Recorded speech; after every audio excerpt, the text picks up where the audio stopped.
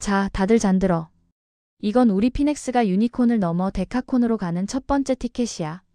크리스탈 샴페인 잔이 부딪히는 청명한 소리가 기내의 정적을 깨뜨렸다. 전세기 내부를 가득 채운 황금빛 조명 아래 강민호 대표의 얼굴은 승리감으로 번들거렸다. 그의 구호에 맞춰 25명의 직원들이 환호성을 질렀다. 3천억 원 규모의 글로벌 대기업 인수 확정. 그것은 스타트업계의 신화였고 여기 있는 모두가 그 신화의 주인공이라 믿어 의심치 않았다.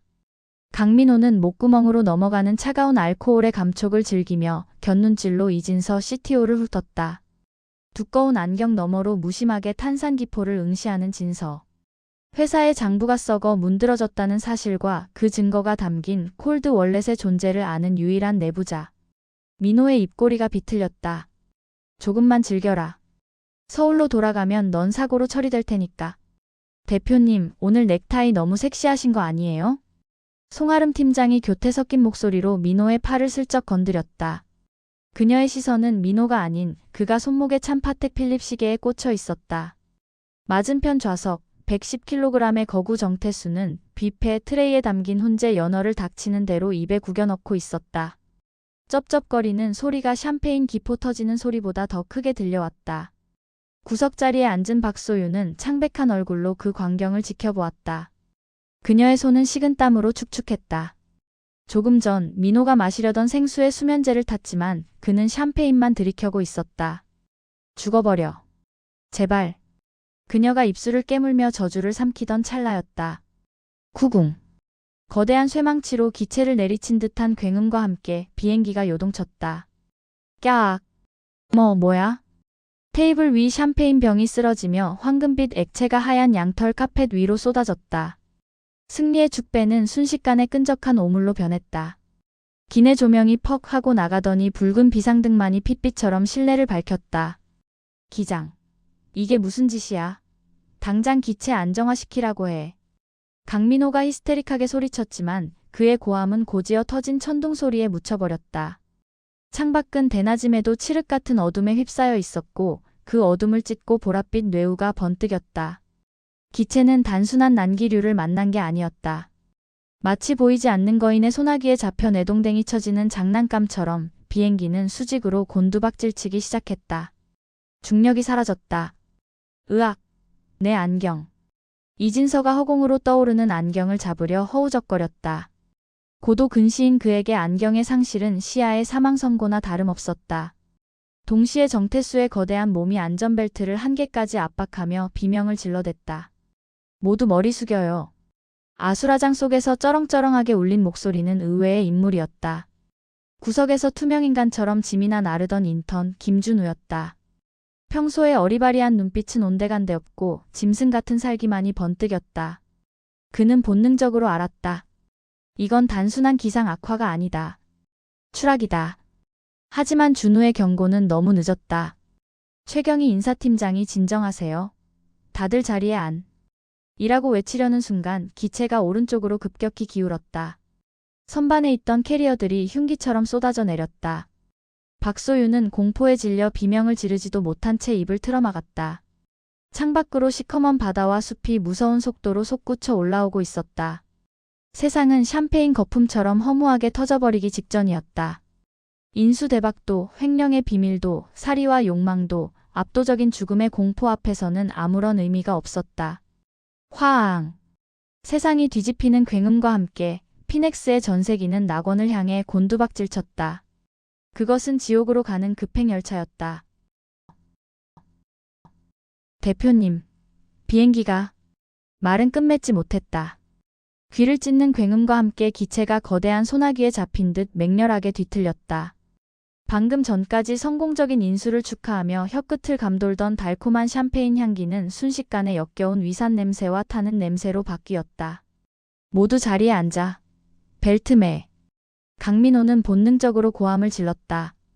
평소라면 단 한 번의 눈짓으로 좌중을 침묵시켰을 그의 명령이었지만 지금 이 아수라장 속에서 CEO의 권위 따위는 휴지 조각보다 가벼웠다.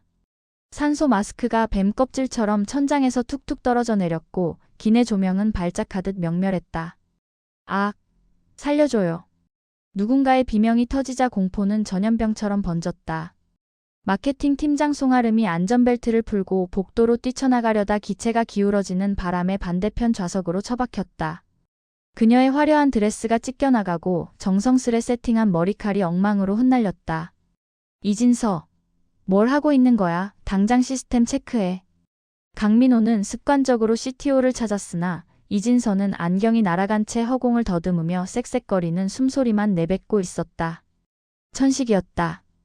호흡기를 찾는 그의 손길은 애처로울 정도로 다급했지만 아무도 그를 돕지 않았다. 그 옆자리 거구 정태수는 터질 듯한 안전벨트를 부여잡고 짐승 같은 신음만 흘리고 있었다. 그 순간 기체가 허공에 멈춘 듯한 기묘한 무중력 상태가 찾아왔다. 그리고 곧이어 수직 낙하가 시작되었다. 으아악. 비명은 더 이상 인간의 소리가 아니었다. 고정되지 않은 카트가 흉기처럼 복도를 휩쓸고 지나갔고 값비싼 샴페인 병들이 수류탄처럼 터져나갔다. 강민호의 시선이 비스듬히 앞좌석에 앉은 박소윤에게 꽂혔다. 그녀는 창백하게 질린 얼굴로 배를 감싸 쥔 채 공포에 질린 눈으로 강민호를 응시하고 있었다. 그 눈빛. 단순한 공포가 아니었다. 그것은 원망 그리고 기묘한 안도감이었다. 강민호는 순간적으로 아까 그녀가 건넸던 물맛을 떠올렸다. 혀끝에 남았던 미묘한 쓴맛. 갑자기 몰려오는 졸음과 현기증이 단순히 기압차 때문이 아님을 직감했다. 설마. 내가 감히. 하지만 분노를 터뜨릴 시간조차 주어지지 않았다. 기체는 미친 듯이 회전하며 구름 아래로 곤두박질 쳤다. 막내 인턴 김준우만이 유일하게 충격 방지 자세를 취하며 고개를 숙이고 있었고 인사팀장 최경희는 눈을 질끈 감은 채 무언가를 중얼거렸다. 직급도, 연봉도, 사내 정치도 무의미해지는 순간이었다. 오직 중력만이 절대적인 지배자였다. 강민호는 필사적으로 고개를 돌려 창밖을 보았다. 구름이 거친 자리, 저 아래에서 시커먼 아가리가 그들을 향해 입을 벌리고 있었다. 밤바다였다. 별빛 하나 없는 검은 바다가 무서운 속도로 눈앞에 들이닥쳤다. 수평선이 수직으로 서 있는 기괴한 풍경. 안 돼. 내 회사는. 내 계획은. 압도적인 지포스가 전신을 짓누르며 의식을 쥐어짜냈다. 시야가 붉게 물들다 이내 암전되었다. 쾅. 세상이 부서지는 소리와 함께 모든 것이 끝났다. 혹은 시작되었다. 코끝을 찌르는 매캐한 냄새가 먼저였다. 짠내 섞인 바닷바람 위로 역겨운 항공유 냄새와 비릿한 혈향이 끈적하게 덮쳐왔다. 강민호는 거칠게 기침을 토해내며 눈을 떴다. 입안에서 우지끈 하고 모래와 부러진 치아 조각이 함께 씹혔다. 흐릿한 시야 너머로 가장 먼저 들어온 것은 에메랄드빛 바다가 아닌 붉게 물든 백사장이었다. 천국 같은 풍경 위에 지옥이 흩뿌려져 있었다. 으아악. 내 다리. 내 다리. 짐승의 울부짖음 같은 비명이 고막을 찢고 들어왔다. 그제야 이명이 거치며 현실의 소음이 파도처럼 밀려왔다.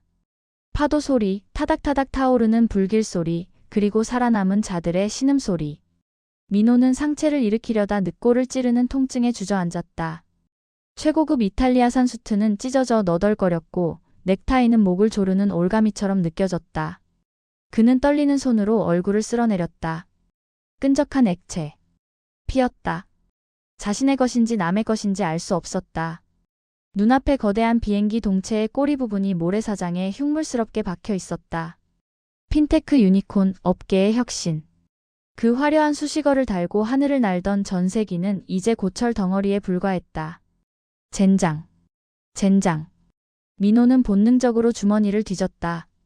스마트폰은 액정이 박살난 채 먹통이었다. 통제 불가능한 상황. 그의 호흡이 거칠어졌다. 수천억 원 규모의 인수 합병 계약서가 종이 쪼가리가 되어 바닷물에 둥둥 떠다니고 있었다. 그것들은 회사의 부실을 덮어줄 유일한 동아줄이었다. 대표님? 모기 소리만 한 부름에 민호가 고개를 돌렸다. 몇 미터 떨어진 곳 찢겨나간 좌석잔의 밑에서 이진서 CTO가 기어 나오고 있었다. 고도 근시인 그는 안경을 잃어버렸는지 허공에 대고 손을 휘젓고 있었다. 민호의 눈이 번들거렸다. 이진서. 회사의 모든 자금을 빼돌린 콜드 월렛의 패스워드를 아는 유일한 인간. 민호는 통증을 참으며 그에게 다가갔다. 안경 없는 이진서는 그저 눈먼 두더지 같았다. 이 이사 살아있어? 대표님입니까? 안경이. 앞이 하나도 안 보입니다. 다들 어떻게 됐나요? 이진서가 민호의 바짓단을 잡고 매달렸다. 평소라면 불쾌해서 발로 걷어찼을 감촉이었지만 지금은 달랐다. 민호는 이진서의 어깨를 꽉 움켜쥐었다. 구해야 한다. 아니, 확보해야 한다. 저 머릿속에 든 비밀번호를 얻어내기 전까지 이놈은 죽어서는 안 된다. 그때 저만치서 누군가가 시신 하나를 질질 끌고 나오는 모습이 보였다. 최경희 인사팀장이었다. 그녀의 하얀 블라우스는 피범벅이었지만 표정은 소름 끼칠 정도로 차분했다.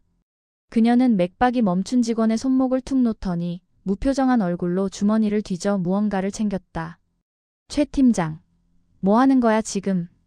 민호가 소리치자 경희가 천천히 고개를 들었다. 평소 직원들을 우리 새끼들이라 부르며 챙기던 따뜻한 엄마의 눈빛은 온데간데 없었다. 그녀는 민호를 보고도 고개를 숙이지 않았다. 그저 건조한 눈으로 훑을 뿐이었다. 사망자 확인 중입니다. 대표님. 확인? 구조 요청은? 다른 생존자는? 구조 요청이요? 경희가 헛웃음을 흘리며 손에 쥔 것을 주머니 깊숙이 찔러 넣었다.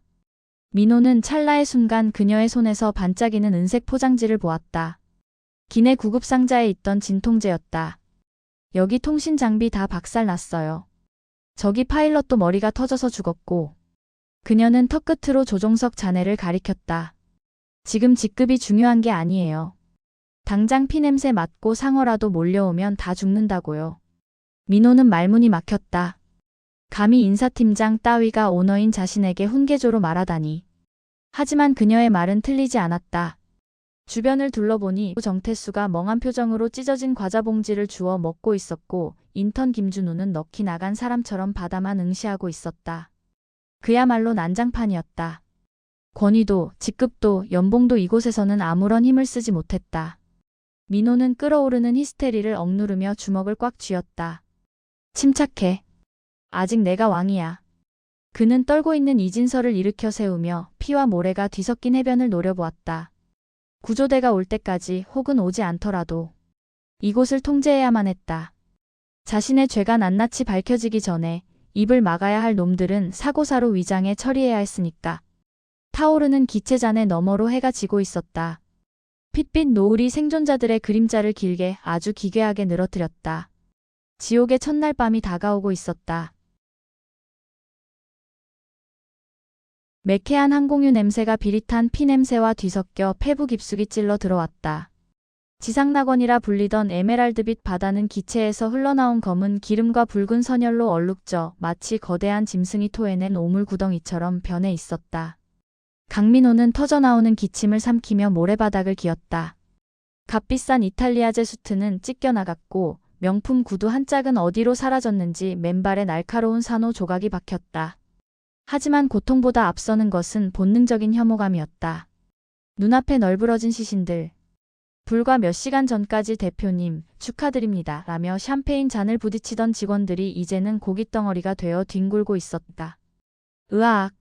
내 다리. 내 다리. 짐승의 울부짖음 같은 비명이 고막을 찢었다. 거구 정태수였다. 그는 불타는 기체 파편 근처에서 뒹굴며 자신의 성하지 않은 다리를 부여잡고 있었다. 살타는 냄새가 진동했다. 조용히 해. 다 죽고 싶어? 강민호가 히스테릭하게 소리쳤다. 그의 외침에 반응하듯 검은 연기 속에서 비틀거리는 그림자들이 하나둘 모습을 드러냈다. 가장 먼저 눈에 띄는 건 김준우였다.